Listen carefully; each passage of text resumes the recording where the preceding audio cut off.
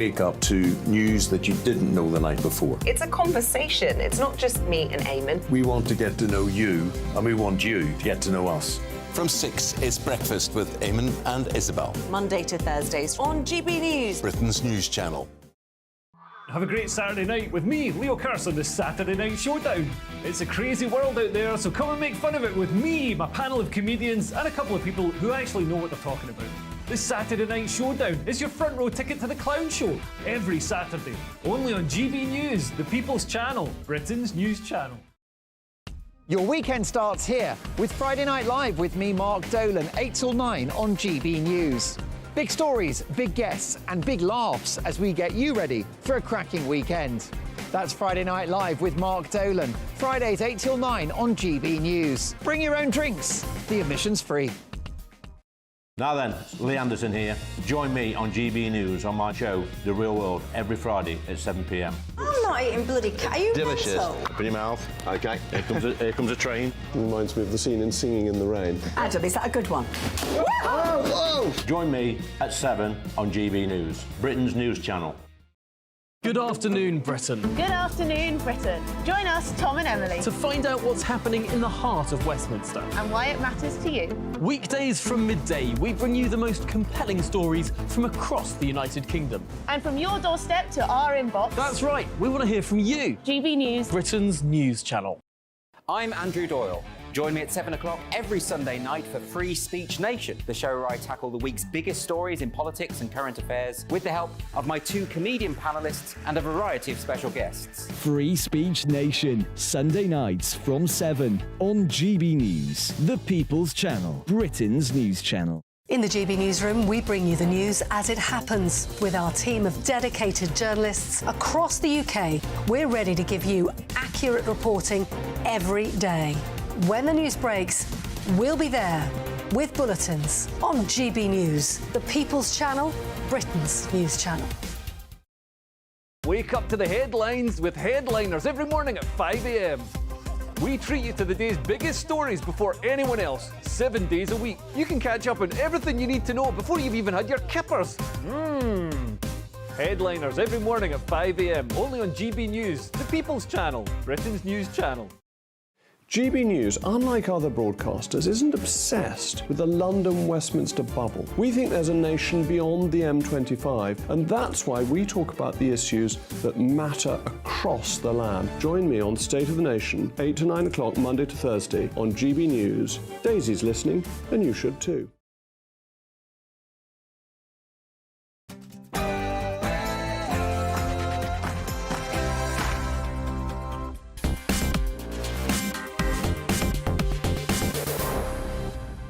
Good evening. As junior doctors go on a 6-day strike, the longest in the history of the National Health Service, I asked a simple question: should they be doing it? Because I don't think they should. What a sensation he is. Luke Littler, 16 years old. He's odds-on favourite to win the World Darts Championship tonight. We'll go live to Alexandra Palace. And the war on the motorists. We've discovered that about half of Tory backbenchers are founded by net zero billionaires. What does it all mean? All of that coming up in a couple of seconds. First, let's get the news with Sophia Wensler.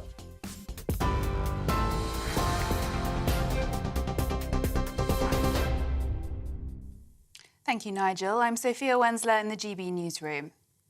Another yellow weather warning for heavy rain is on its way for tomorrow after Storm Henk battered parts of the UK last night. The West Midlands Ambulance Service is warning people to take extra care after several people had to be rescued from cars caught in floodwaters. Parts of Birmingham, Leicester and Northampton are already flooded. A family was left terrified more than 400 feet in the air while riding the London Eye when strong winds ripped the hatch off their pod. Meanwhile, a 50-year-old man was killed when a tree fell on his car while driving in Gloucestershire. And now there's more rain on the way, with people warned to expect more travel disruption tomorrow. Doctors have warned that medical professionals may vanish from the NHS unless pay is dramatically improved. 6 days of industrial action began this morning after talks between the government and the BMA union broke down. Some of those striking have warned that countries, including Australia, are targeting them with advertising in an attempt to attract British doctors to jobs overseas. Junior doctors want a 35% pay rise, which they say would restore their real earnings to levels seen in 2008. The government says that's unaffordable, but insists the door remains open to further negotiations. A 15-year-old boy has been arrested on suspicion of murder following a stabbing in North London on New Year's Eve. 16-year-old Harry Pittman died following what police say was an altercation as crowds gathered on Primrose Hill to watch the fireworks.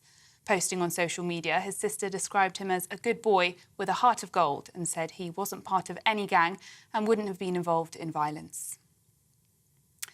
There have been 2 explosions at a memorial ceremony in Iran, killing more than 100 people. Iranian state TV showed footage of crowds running as ambulances rushed to the scene. Officials described it as a terrorist attack as people gathered to commemorate the death of a senior commander 4 years ago. So far, no one has claimed responsibility for the attack. And Eurostar has been given a warning by the advertising watchdog after promoting special fares that were available to very few people. The train company invited customers to soak up every second of summer with a European getaway for just £39. But the Advertising Standards Authority found only a very small portion of seats available at the price, describing the promotion as misleading. Eurostar says it takes complaints seriously and will ensure it doesn't happen again. This is GB News across the UK on TV, in your car, on your digital radio and on your smart speaker by saying play GB News. Now it's back to Nigel.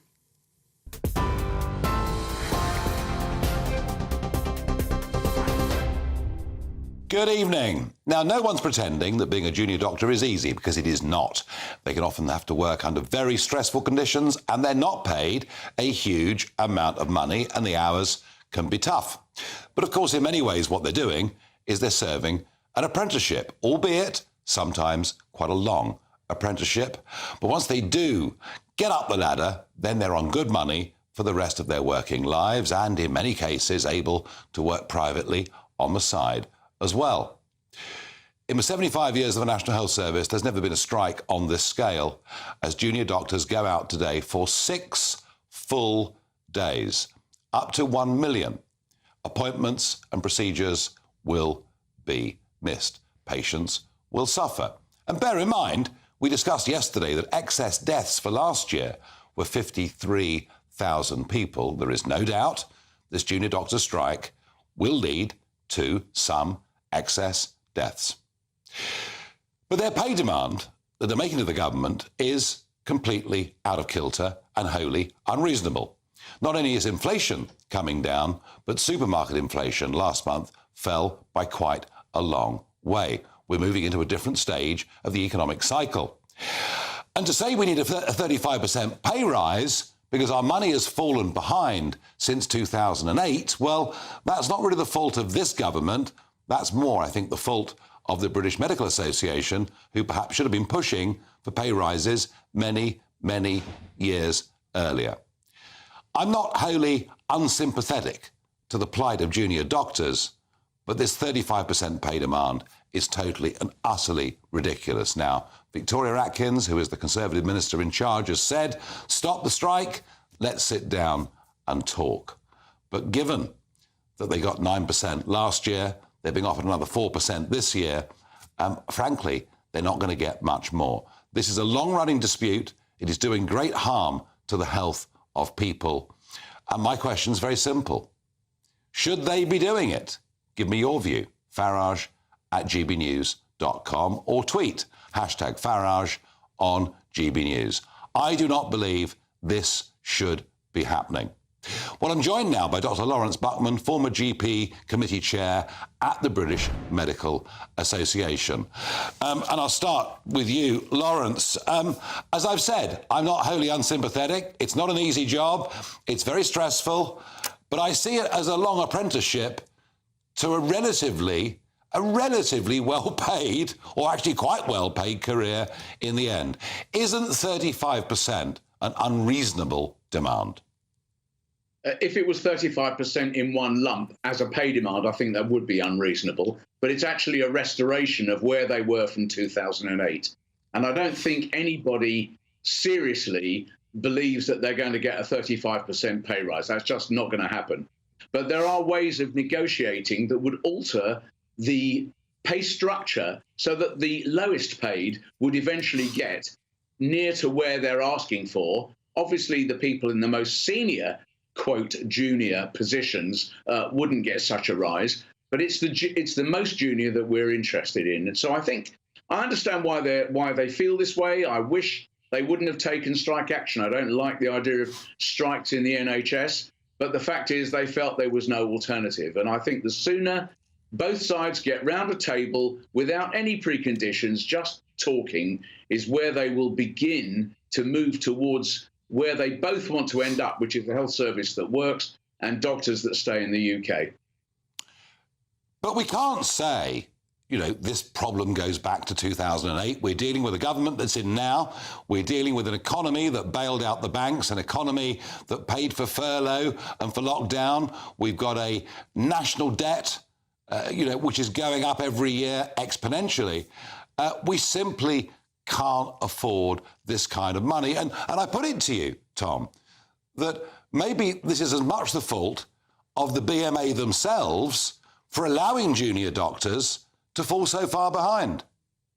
Yes, I'd love it if it was that simple. Unfortunately, we've been protesting about the use of the public sector employees as an economic regulator for over 20 years. When they first started doing this, which was several governments ago, we've passed through several different political shades since then, I said that inevitably we would end up with divergence from where we were to where we are now. So it's not surprising this has happened. It's not even really news. It was obvious to all of us that this was going to happen at some point.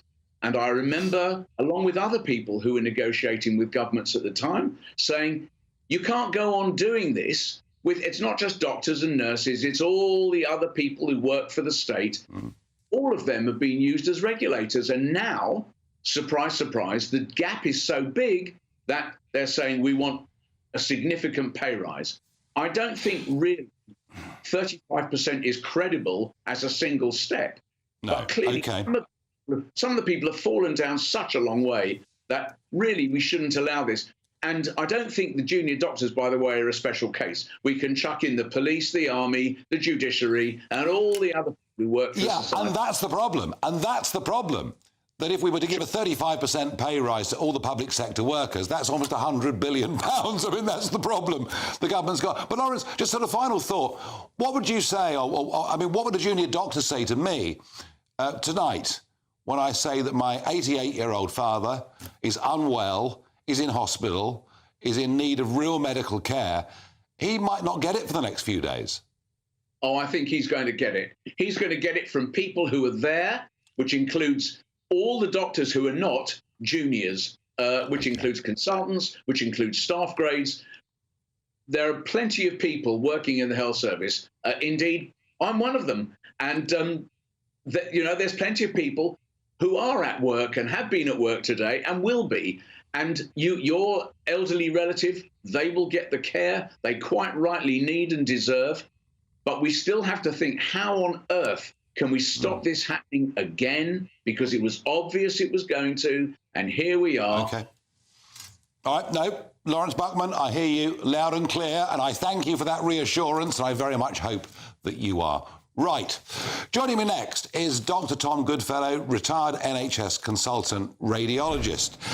Tom, the sight of doctors on picket lines, I mean, they're not quite shouting scab at workers that go in, but it's not exactly befitting, is it? No, it's not fitting at all. And I must admit, I find the whole thing very disturbing. Can I start with, I've never been a member of the GMC. I was a member of the Hospital Consultants and Specialists Association, which I think was a far more ethical organisation. I think a lot of the problems have been directly as a result of the BMA's activities, which I think Lawrence Buckman really implied. Nice to see him again, by the way, after a long time. Yeah, I mean, this is the point, isn't it? That the BMA should perhaps have been standing up for junior doctors' pay many, many years ago if they've fallen so far behind since 2008. And now they're taking a sort of very militant line at a time when our national finances have never been worse. It's not just the pay. It's also the whole aspect of training and how they work. In when was it? In 2009, the Working Time Directive, the European Working Time Directive, was introduced and implemented. BMA's support, and that was a disaster. Because when I was a junior doctor, we worked in firms and teams with consultants, registrars, senior registrars, housemen. It was very supportive, and we had good accommodation, good support. We felt valued. The Working Time Directive, suddenly they're all on shift working. And suddenly they're not part of a team. They're often feeling isolated, unsupported, abused, directed by managers, and they have no ongoing knowledge of the patients because they're on shifts. And so that they don't know the patients and the patients don't know them. The whole continuity of care is lost. And that's been a disaster. Yeah. I remember this very, very well, Tom, of course, because I was a member of the European Parliament all through this period. And I remember these debates, and the Working Time Directive was going to stop junior doctors making medical errors. It was going to stop slave conditions. I remember all of the arguments. But now we've got Brexit. Isn't there a chance here to unravel it? Well, you'd have hoped so, wouldn't you? But the BMA have done absolutely nothing to alleviate this situation. As Bob Buckman has said, it is obvious that this was going to happen. And, quite clearly, the BMA and the government should have been addressing these issues, not just of pay, but also of the whole way they work. For example, a few years ago, the BMA were in the High Court with the government against their own junior doctors to impose a contract which the junior doctor did not want. And that's caused huge damage, loss of professionalism. I can barely know what to say about it. It was a dreadful decision. And despite what a mess, Tom, despite what a mess this is, clearly, as you say, it's not just about money, it's about the way we organise ourselves within the National Health Service, within the doctor's profession. But despite all of that, should they be going on strike for the next 6 days? The General Medical Council, which is really the ruling body of doctors and ethics, say the first thing they say is you must make the care of your patient your first concern. Now that seems to have been lost. My generation, I think we would have struggled to support this strike because this was really ingrained into us. Make the care of your patient your first concern. People are going to die because of this strike. And though I'm very sympathetic to the case of the doctors' unions, I think they have a case. But this is too far. Yeah, I think I agree with that 100%. Tom, thank you very much indeed for joining us this evening here on GB News. Well, folks, that was a very interesting debate, wasn't it? And a lot of the blame being laid actually with the BMA themselves. And I think that does actually stick. However tough it is for junior doctors, they should not be doing this. And whilst Lawrence Buckman may be right that for a day or two, the consultants and others can cover for the strike, I'm not sure they can keep it up for the next 6 days. A major strike took place in Lebanon yesterday, and it led to the foreign minister of Lebanon saying that you simply cannot beat Hamas militarily because it is an ideology. And that made me sit up and think, is he right? We'll debate that with Tobias Elwood in just a moment.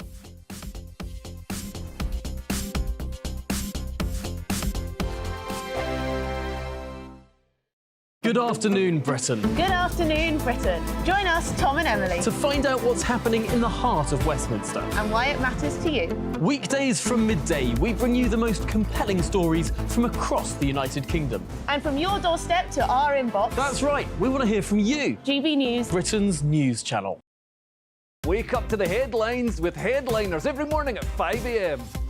We treat you to the day's biggest stories before anyone else, 7 days a week. You can catch up on everything you need to know before you've even had your kippers. Headliners every morning at 5 a.m. only on GB News, the People's Channel, Britain's news channel. GB News, unlike other broadcasters, isn't obsessed with the London-Westminster bubble. We think there's a nation beyond the M25, and that's why we talk about the issues that matter across the land. Join me on State of the Nation, 8 to 9 o'clock, Monday to Thursday, on GB News. Daisy's listening, and you should too. In the GB Newsroom, we bring you the news as it happens. With our team of dedicated journalists across the UK, we're ready to give you accurate reporting every day. When the news breaks, we'll be there. with bulletins on GB News, the People's Channel, Britain's news channel. Big news, big debates, big opinion. Patrick Christie's Tonight is the week's biggest show. Every weekday, 9 to 11 p.m, we've got the inside track on the day's top stories. There'll be sharp takes you won't get anywhere else. We will set the news agenda, not just follow it, and I want to bring you along for the ride. Whatever it is, we'll have our finger on the pulse. It's news, but it's this close to entertainment. Patrick Christie's Tonight, 9 to 11 p.m, only on GB News, the People's Channel, Britain's news channel. Your weekend starts here with Friday Night Live with me, Mark Dolan, 8 till 9 on GB News. Big stories, big guests and big laughs as we get you ready for a cracking weekend. That's Friday Night Live with Mark Dolan, Fridays 8 till 9 on GB News. Bring your own drinks, the admission's free. Tired of the usual focus-tested, pre-prepared Westminster runaround? Well, so am I. So you want higher taxes? Is your department to blame for this? Are you rethinking this policy? Every Sunday at 9:30, I'll be sitting down with those in power to get the truth about the issues affecting you. Let's be honest, we've known about the cost pressures of this project for years, not months. That's the Camilla Tominey Show, a politics show with personality. On GB News, the People's Channel, Britain's news channel. I'm Andrew Doyle. Join me at 7 o'clock every Sunday night for Free Speech Nation, the show where I tackle the week's biggest stories in politics and current affairs with the help of my two comedian panellists and a variety of special guests. Free Speech Nation, Sunday nights from 7 on GB News, the People's Channel, Britain's news channel.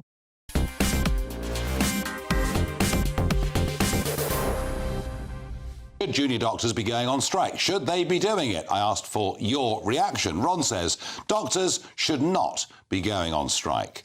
They should be paid much more than they are, so they would not have to strike. It is highly paid management and their stupid ideas that should be paid less with the money given to the doctors and nurses. And Ron, this whole growth of middle management within the National Health Service, the vast amounts of money wasted through the PFI contracts, remember that from Mr. Blair a few years ago? And as we just heard from Tom Goodfellow, actually, the implementation of European Union directives damaging working practices. There is so much wrong with the NHS, and yet nobody seems to really have the will to want to get to grips with it. Jackie says junior doctors who strike should be barred from practicing as a doctor, as they obviously have no compassion for patients. And this goes back to a point in our debate a moment ago. You know, the General Medical Council say to doctors their first priority should be to patients. Well, you know what? They're not going to be for the next 6 days. And think about this. They may be complaining about their pay, but we ourselves as taxpayers invest a huge amount of money in training these people. In the end, they get highly paid jobs. Many of them, in fact, take those highly paid jobs off to Australia and elsewhere. They should not be going on strike. Now, yesterday, there was an airstrike in Beirut, killing the deputy leader of Hamas. This man, Saleh al-Arouki, has been organising Hamas attacks from deep inside Lebanon. The Israelis have neither confirmed nor denied that they were behind the attack, but frankly, who else could it be? But what really interested me was the reaction that we got from the Foreign Minister of Lebanon. And he simply said, you cannot defeat Hamas. Hamas is an ideology. Hamas is a view supported by huge numbers of people in that part of the world. And that really got me thinking because, you know, ever since the 7th of October, I've very much taken the view that Israel absolutely has to do its best to get rid of these terrorists. Otherwise, they'll come back into Israel and do things on perhaps an even bigger scale. But I'm beginning to think that going into Gaza and the deaths of 22,000 civilians, actually, I wonder whether this may actually act as a recruiting sergeant for Hamas in the years to come. I am deeply concerned by it. I'm joined down the line by Tobias Ellwood, Conservative Member of Parliament for Bournemouth East, former Defence Minister and a former captain in the Royal Green Jackets. That's the most important bit. Tobias, I was reading that you take a rather similar view on this, that even though we feel immensely sorry for the situation that Israel and Netanyahu find themselves in. I mean, they're surrounded by countries that want to wipe them off the face of the earth. I mean, it's a very difficult place to live, and instinctively, I feel they should fight back as best they can. But does the foreign minister of Lebanon perhaps have a point that you simply can't militarily beat Hamas? Yeah, I mean, you raise such important issues, which I don't think have been really explored by Israel. Absolutely, we stand by Israel's right to defend itself, but the tactics deployed do not suggest a strategy as to where this takes, because as you say, we're dealing with an ideology. I spent a bit of time in the Middle East recently, and I came away, I'm afraid, with a different view as to where I thought this was going to go. I want to see Hamas removed. They've lost any right to represent the 2 million people in Gaza. But what I got from the Arabic nations in the region was get used to the idea that Hamas is not going to disappear. In fact, they've become more popular because of this war, more popular in the West Bank as well. And because there isn't a clarity as to what Israel's trying to achieve militarily, and I said this at the very, very start, what does victory look like? You pile your tanks in there, you destroy the infrastructure, you've got this massive collateral damage, which is causing problems internationally as well, with thousands and thousands of civilians being caught up in all this.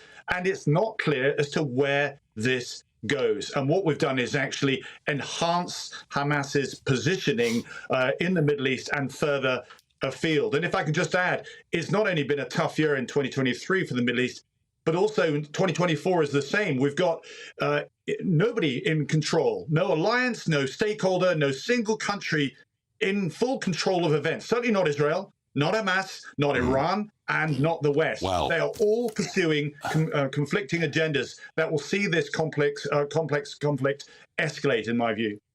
Well, that was my worry also, Tobias, was that if we think about it, we've got Hezbollah, of course, again, back with Iranian money, and there they are in southern Lebanon, firing rockets in to Israel. We've got the Houthi rebels in Yemen threatening shipping coming into the Red Sea and up, indeed, through the Suez Canal. We've got the Royal Navy, who this week shot down a drone, the first time they've taken such action for 30 years, and I think grossly underreported, frankly, in British media.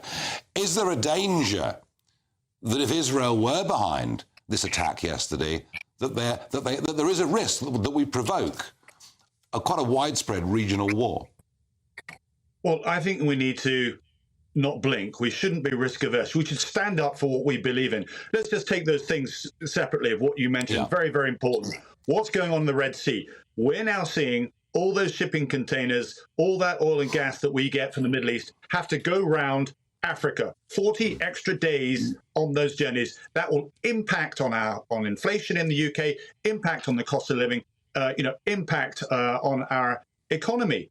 Yes, it's right that we're sending destroyers or a single destroyer to the region to take out those drones or missiles if they come overhead. But the Houthis are breaching international law. Let's take out the silo infrastructure. Let's remove the missiles in their entirety, not when they're absolutely in the air. And this shows how perhaps soft the West has become in being so cautious about that escalatory ladder. And you touched on somebody else as well, General Soleimani, it's the 4th anniversary of his killing.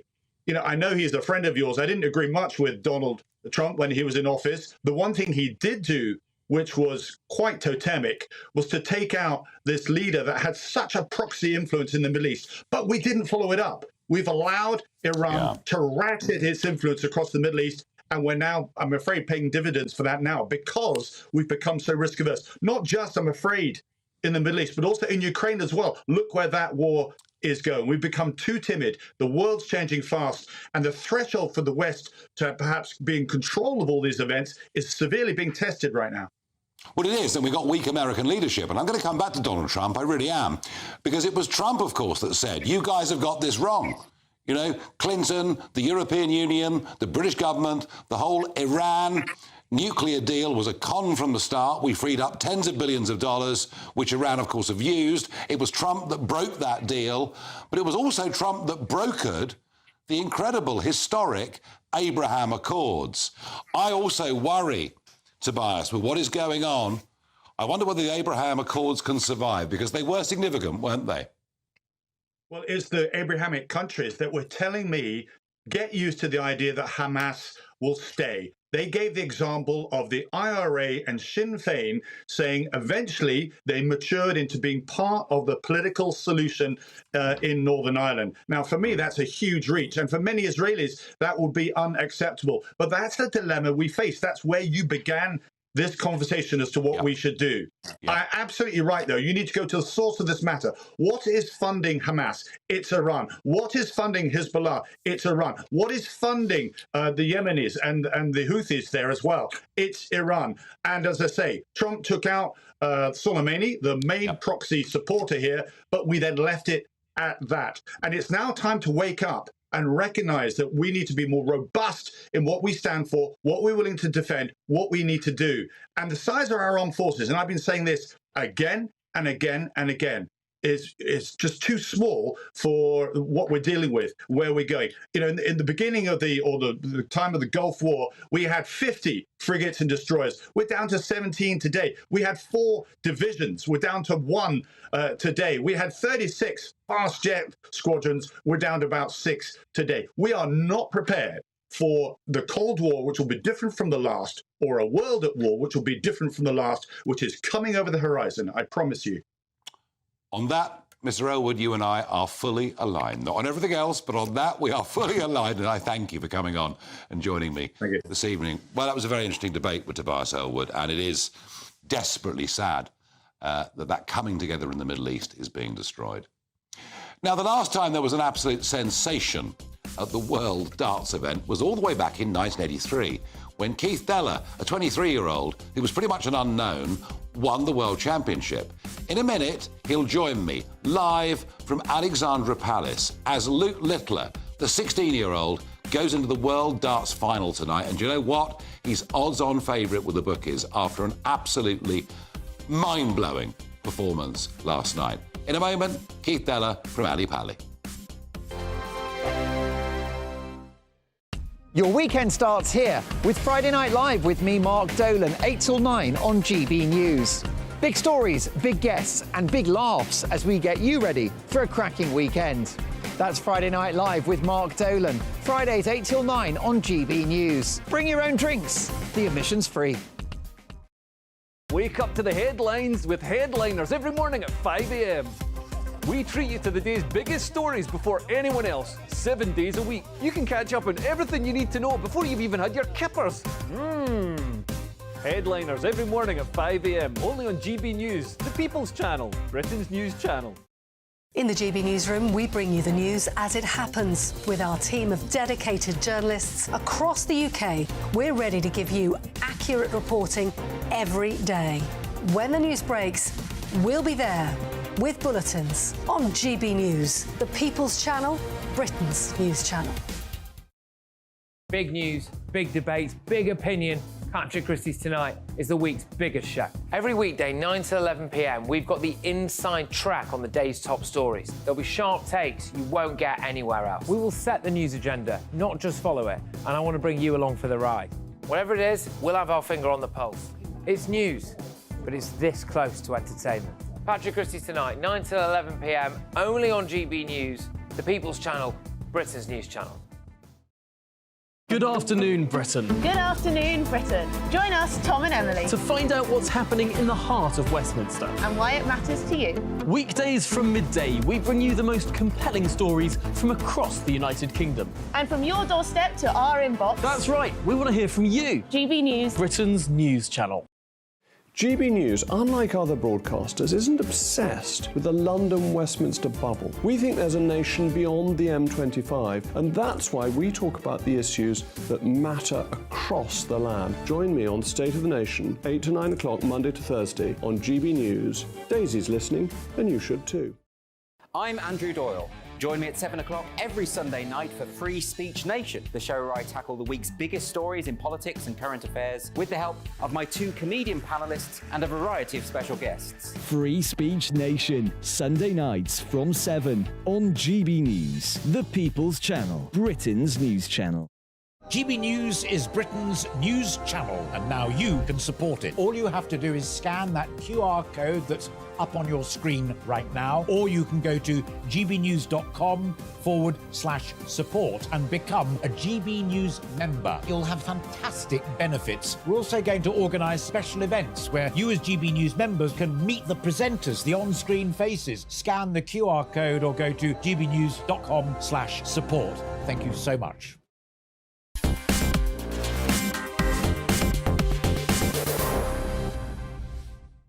Well, he's a former guest of mine on Talking Pints. He's just been awarded an MBE for services to the community, and in particular, the money that he's managed to raise for charities.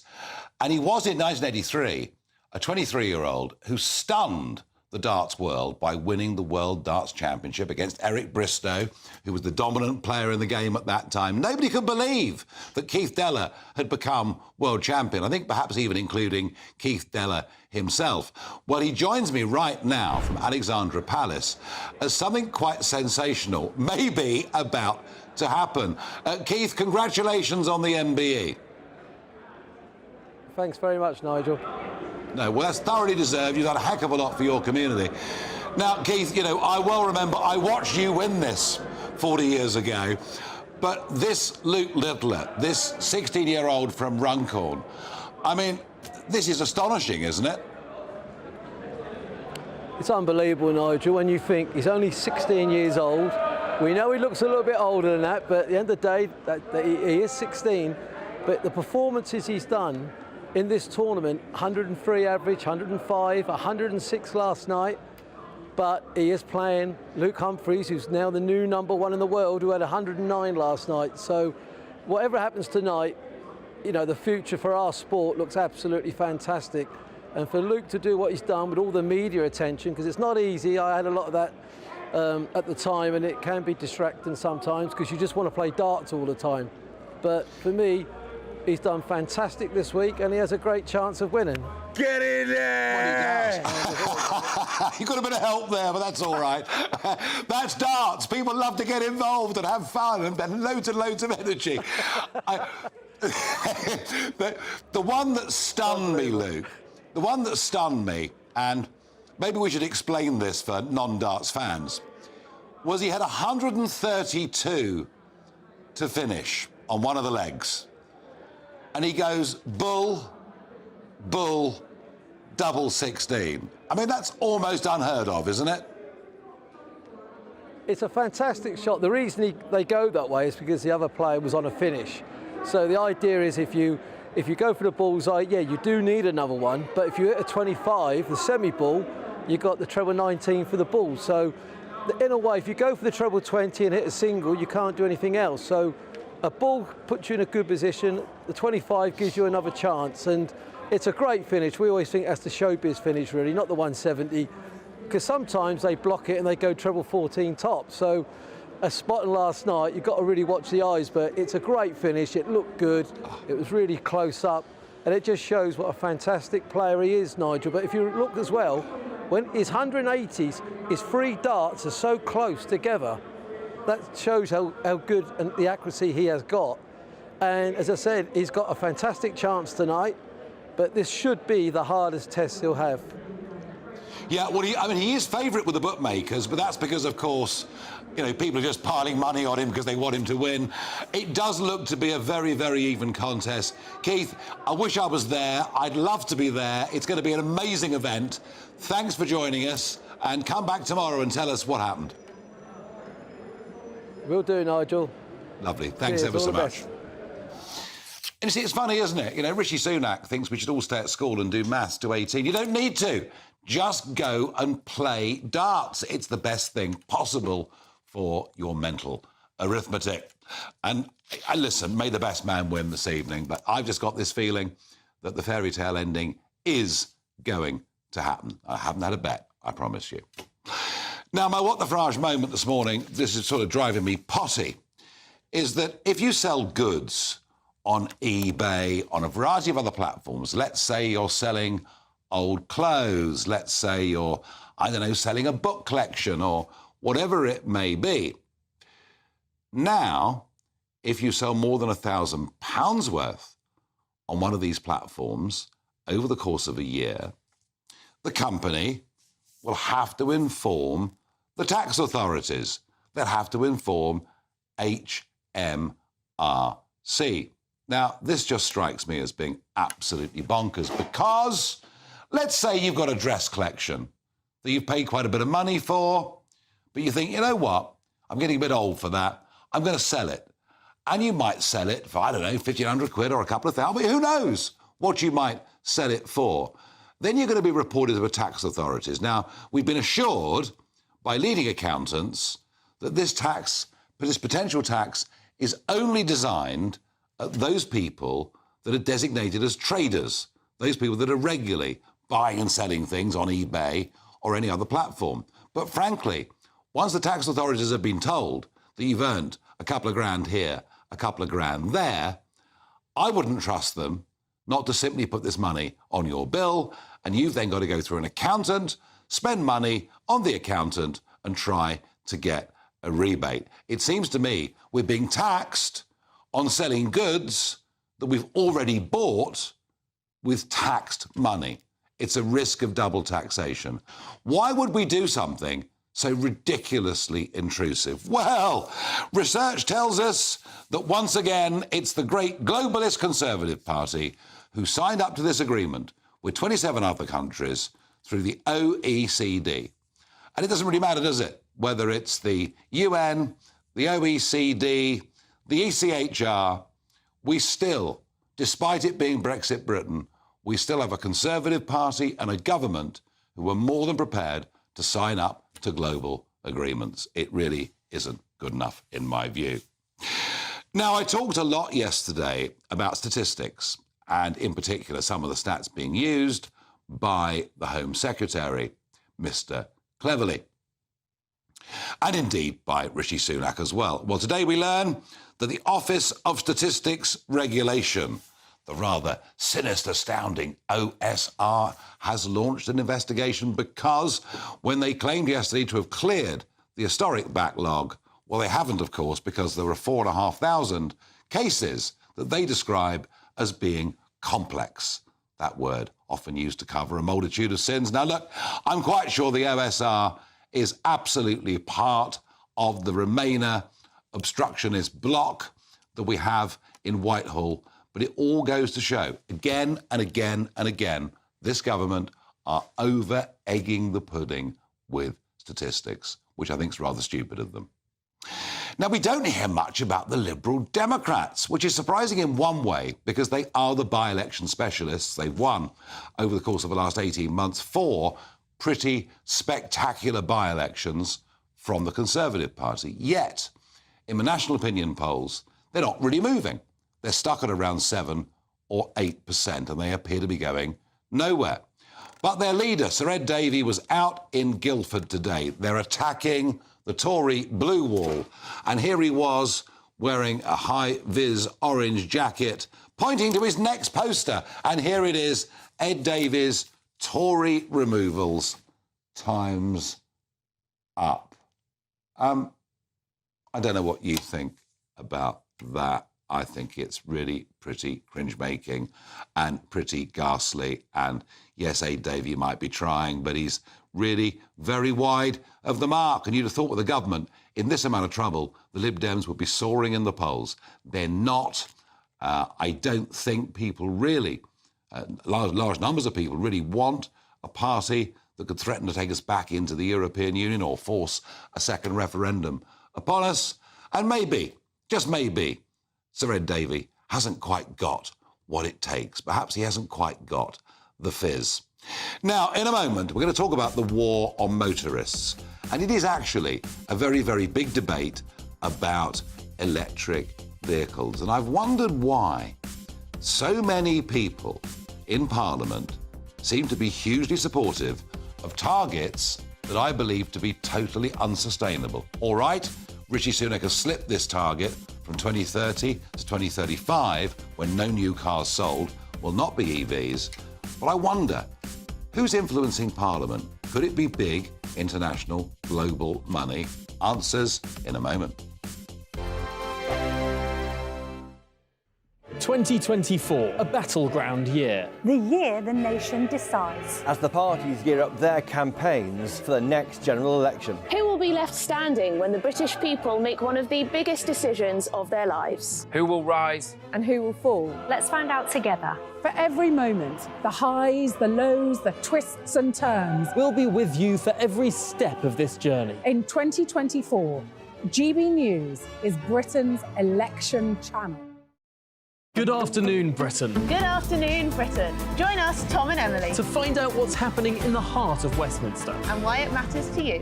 Weekdays from midday, we bring you the most compelling stories from across the United Kingdom. And from your doorstep to our inbox. That's right, we want to hear from you. GB News, Britain's news channel. Every Sunday from 11, join Michael Portillo. There will be topical discussion, looking at the week before and the week to come. So kick back and relax at 11 a.m. on Sundays on GB News with me, Michael Portillo. GB News, the People's Channel, Britain's news channel. Your weekend starts here with Friday Night Live with me, Mark Dolan, 8 till 9 on GB News. Big stories, big guests, and big laughs as we get you ready for a cracking weekend. That's Friday Night Live with Mark Dolan. Fridays 8 till 9 on GB News. Bring your own drinks. The admission's free.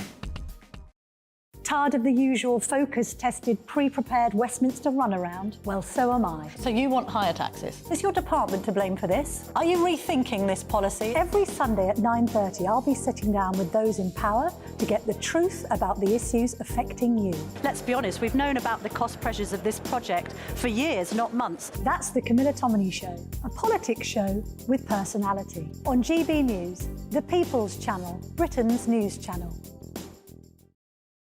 Join us every night on GB News at 11 p.m. for Headliners, which is 3 top comedians going through the next day's news stories, which is exactly what you need, because when the establishment has gone crazy, you need some craziness to make sense of it. Headliners. You don't have to bother reading the newspaper. We've got it covered for you. Every night at 11 p.m. and repeated every morning at 5 a.m. We won't send you to sleep like some of the other paper review shows out there. So join us 11 p.m. every night on GB News. The People's Channel, Britain's news channel. Big news, big debates, big opinion. Patrick Christie's Tonight is the week's biggest show. Every weekday, 9 to 11 p.m, we've got the inside track on the day's top stories. There'll be sharp takes you won't get anywhere else. We will set the news agenda, not just follow it, and I want to bring you along for the ride. Whatever it is, we'll have our finger on the pulse. It's news, but it's this close to entertainment.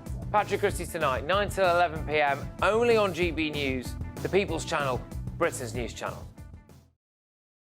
On Patrick Christie's Tonight, 9 till 11 p.m, as patients lay dying, I confront the man behind the junior doctors' strike.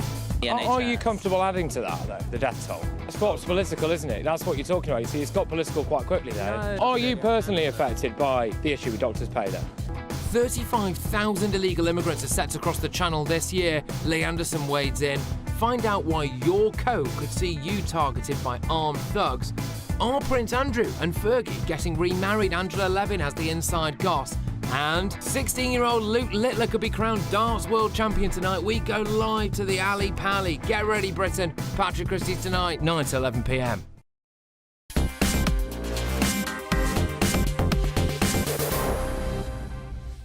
Driving is getting harder and harder. More aggravation, 20-mile-an-hour speed limits coming all over the place. Wales. 450,000 people in Wales have signed a petition against these 20-mile-an-hour limits. Driving in London, a nightmare. You get fined all the time. You often don't even know what you've done wrong. But it's all being done in the name of the environment. And we know how important this has become as a political issue in Westminster. What I perhaps hadn't quite realised until today was how influential certain groups were within the thinking of the Conservative Party. Not just those at the top, but those on the back benches. Well, an article today that I read by Chris Morrison of the Daily Sceptic really made me sit up and think. The Conservative Environment Network, a very innocuous sounding group. Tell us a bit more about it and who's in it. Well, about half the backbenchers of the Conservative Party and a number of peers, about 150 in total. And we looked into it. We've been looking into many of the people who fund many of these organisations. people who seek to influence journalists, academics, politicians. And we found that the Conservative Environment Network, the CEN, is funded by the usual suspects, if you can call it that. We have the European Climate Fund, which is funded partly by Sir Christopher Holm, the Children's Investment Fund, who funds, of course, Extinction Rebellion. We have the Clean Air Fund. It's another fund that Holm puts his money into, and also supported by Mike Bloomberg, which is the Bloomberg Philanthropies, which is the political former mayor of New York. Former mayor of New York, of course, and that's the vehicle that he uses to fund his political. All of which is perfectly legal. All of which is perfectly legal, except the same people crop up elsewhere. So you see, for instance, the C40, which is this group of city mayors, 100 city mayors, including Sadiq Khan. Yes, by firework impresario Sadiq Khan, and his many talents. Again, funded by Bloomberg and Holm. Holm, in fact, GB News disclosed this, gave C40 £45 million. You're talking about vast sums of money. And C40 are very much trying to encourage us not to use motor cars in cities, basically. Yes. I mean, that's where we're going with this, isn't it? Yes. I mean, C40 really provides the firepower behind people like Khan. This is where the clean air, the ULEZ thing comes from. They look for, I think it's 30% reduction in car use. They look for cities to gradually, without necessarily democratic, because none of this is actually tends to be put to a vote. So closing roads, low traffic neighbourhoods, 20-mile. Yeah, but it's important to know what they were. It's important to understand what the influences are. And if up to 150 senior members of the Conservative Party, as you say, and the Commons and the Lords are part of this, I do find that very, very significant. I'm joined by Aid Thomas, founder of EV Drives and World EV Day. Now, Aid, you know, Westminster obsessed that we can make a very big difference to carbon dioxide emissions, that EVs are the answer, a wholly unrealistic plan that in this country there would be no sales of cars after 2030 that weren't EVs. That's now slipped to 2035, but still a commitment that 80% should be. Isn't one of the problems here? And they're great to drive. I mean, you know, if you've got the car, they're great to drive. But here's one of the problems with it, that, you know, it's estimated that EV drivers are about to get a £500 hit. That's partly because insurance for EVs is going up, and because Tony Blair, our old friend Tony Blair, is saying, well, we can't have all these people driving around not paying fuel duty. We'll have to put an extra road tax on them. And I think I'm right in saying that if you fill up your electric charge on Britain's motorways, it's now the same price as unleaded. I mean, the one thing I just want to start with this: driving an EV is not cheaper, is it? Well, if you're fortunate enough to charge at home, it's a whole lot cheaper. It's 2p a mile. For a Volkswagen ID3, the combustion car equivalent is about 16p a mile, so it's a world cheaper if you're fortunate enough to charge at home. But if you live in a block of flats, it's quite difficult to charge at home, isn't it? Yeah, but the 40% of the installed public charging infrastructure has been installed during 2023. There's a lot of charging infrastructure going in. Yesterday there was a story that not enough's going in at motorway service areas, but there's still a lot going in nationwide. Well, you get really ripped off. You don't have the VAT advantage with public charging. You do with domestic charging. But there's a bit of a perverse argument with this Tony Blair approach to EVs. It's like EVs are bad because EVs are good. The success of EVs in this kind of narrative is suggesting that somehow that's going to lead to a lot more cars on the road. Well, he was suggesting gridlock, wasn't he? But even when we buy an EV to begin with, they're a lot more expensive, aren't they?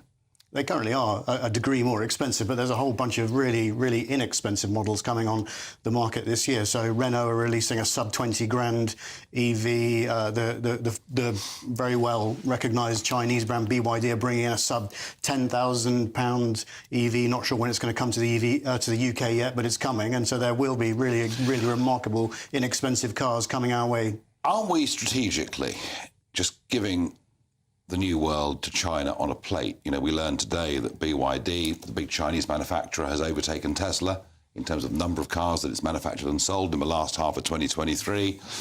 China streets ahead of all the rest of us on EV. I mean, EVs are batteries or wheels, aren't they, basically? I mean, aren't we strategically just giving this all to China? There was a bit of a moment when Brexit didn't do the best job for the indigenous manufacturing base of this country. So the likes of JLR have lost a couple of years because of all the concerns over Brexit and where that leaves indigenous manufacturing. I heard the same when we didn't join the euro, by the way. But I mean, that is a separate debate. But we're giving this to China on a plate, aren't we? Well, China are taking advantage of a moment in time, a shift to cleaner energy, to electric vehicles. They're doing what economies have done throughout human history, right? Take advantage of a moment. No, they're adapting. They're adapting. We're miles behind. Do you think that by 2035, all the new cars sold in Britain will be EVs? At the moment, there's a mandate that 80% of all cars will need to shift to EV. Whether that I said, do you think it's going to happen? I think the technology is superior. Your brother, being an EV driver, would attest to this. At the moment, there's some debate around the charging infrastructure technology, but that will change rapidly. And when you've got something that's simply better, it's going to be the thing that consumers turn to. Well, right? yeah, Chris Morrison, I'm sure the Conservative Environment Network would listen to Aid Thomas and say, well, this is absolutely marvellous stuff. But it's all rather unrealistic, isn't it? The trouble is, it is an inferior product, and we all know that. There isn't enough children in the Congo, quite frankly, to mine all the cobalt you need. And they've decided that, the Royal Society decided recently that you can't use batteries to back up intermittent wind and solar. Yeah. And they are going for hydrogen, which is another silly idea, highly explosive and very expensive. Why do you think, Chris, that EVs are not as good as combustion? Because if I want to drive to Cornwall, I can't get there. Can't get there. There's no range. I can't get there. There's no range. And they lie. I'm a busy person. I mean, I'm a busy person. I travel around the country. I drive, or something's been driven a huge number of miles. Why do you think you can't get an EV to Cornwall? Because the ranges that are advertised generally disappoint hugely. The charging infrastructure in that area of the world, Cornwall, is going in at pace. There are lots of... No, I don't want to stop. I want to drive and get there. I'm not sure it's possible to drive for that distance without needing to stop for certain breaks. With my diesel car, I can go from almost as far east in England down to the ports in Cornwall and get nearly all the way back again on one tank of diesel. I can't do that with an EV. You must have a very, very good bladder, because when I go to Cornwall, I certainly need to stop. Well, I don't. I'm pleased to say. There's another problem with them. There's the batteries. They catch fire. Yeah. I think within 5 years they won't be allowed on car ferries or trains. They are heavier. There is more. There is a risk to damage to roads. There are questions about the fire in Luton Airport. There are questions around them. There are answers that fire was caused by not an EV, by a combustion or a diesel vehicle. That's the clear answer to that. I think you'll find that it was a hybrid, and it might have had a battery that was not far away. Let's not row about that. Gentlemen, we don't know the answer to these things. Thank you. There's a huge amount of passion in this debate, as there should be. This is very, very important. Getting this right really does matter. And this is not just a debate about climate change. It is a debate actually about industrial strategy. It is a debate about what the right options are. What is for certain is that life for motorists is being made a complete and utter misery by parties of all colours. And the Conservative Environment Network, I think, have a fair bit to blame. That's it from me. Let's hope the weather is better than last night when I got home to get another power cut. Up next is Richard Tice. First, though, let's have a look at this all-important weather. Looks like things are heating up. Boxed boilers, sponsors of weather on GB News. Good evening, I'm Alex Deakin. This is your latest weather update from the Met Office for GB News. Tomorrow, for most places, a dry and a bright day. A few scattered showers, but the potential for some very wet weather across the far south. Storm Henk is disappearing away to the east, but this little weather front is going to generate some wet weather across the south tomorrow. Still got low pressure up to the north of Scotland as well. Plenty of showers packing in here this evening. Quite a wet evening across eastern Scotland. But elsewhere, the weather is turning a bit drier. Plenty of showers still across northwest England. Of course, any extra rain falling because it's been so wet could cause some further issues. Temperatures mostly holding up a few degrees above freezing. Bright start then across the Midlands, South Wales, and indeed the southeast of England too. Elsewhere, quite a bit of cloud, some showers still over northwest England and northern parts of Scotland. But down to the south, we are looking at this next area of rain coming in. Some uncertainty about how quickly it gets in, but parts of Devon and Somerset may well turn wet by lunchtime, and then that rain likely to spread up towards the southeast during the day. Could be quite heavy And of course, again, because it's falling onto saturated ground, likely to cause some issues. It may be a little bit further north, it may be a little bit further south. For many, though, it stays dry and bright through Thursday with some sunny spells, temperatures a little above average. That rain should scoot away on Friday, then we're left with a few showers, but the weather is turning drier and calmer through the weekend, but also a bit colder. Goodbye. A brighter outlook with Box Solar, sponsors of weather on GB News.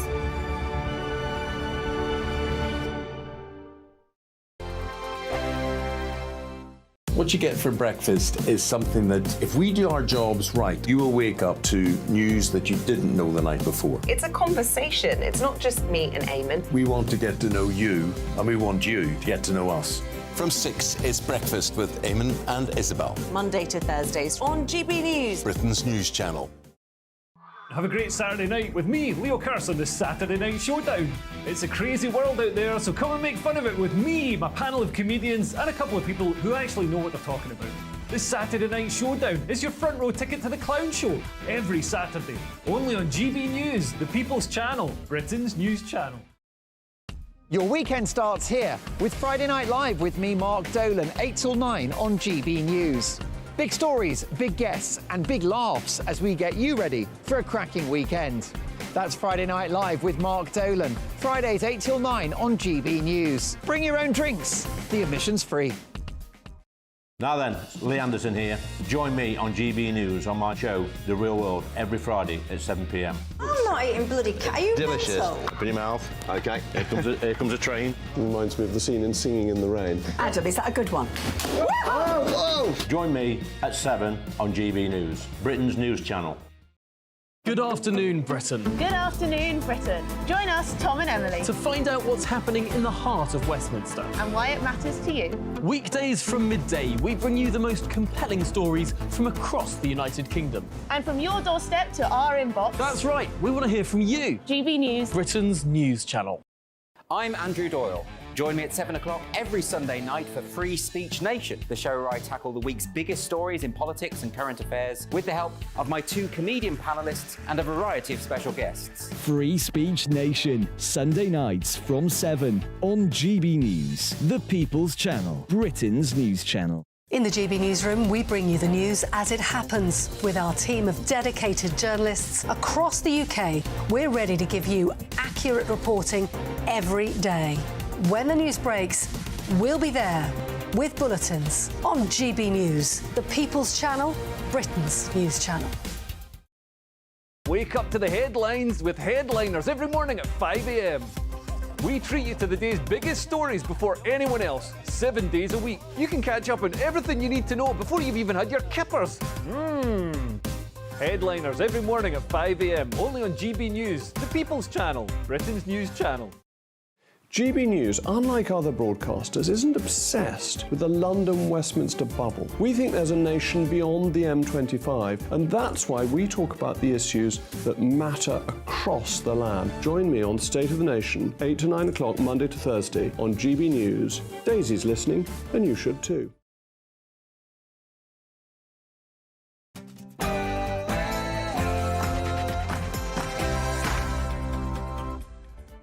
Hello and a very good evening. Yes, I'm Richard Tice. I'm filling